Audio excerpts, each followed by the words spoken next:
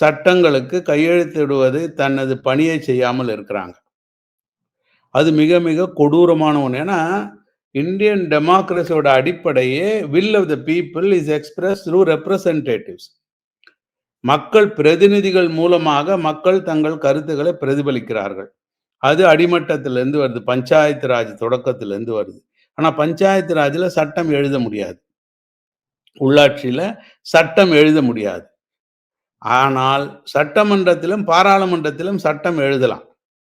அது சட்டம் இயற்றும் அவை. அப்போ இத்தனை கோடி மக்களுடைய கருத்து பிரதிபலிக்கக்கூடிய சட்டத்தை ஒரு நபர், நான் கையெழுத்து போட மாட்டேன்.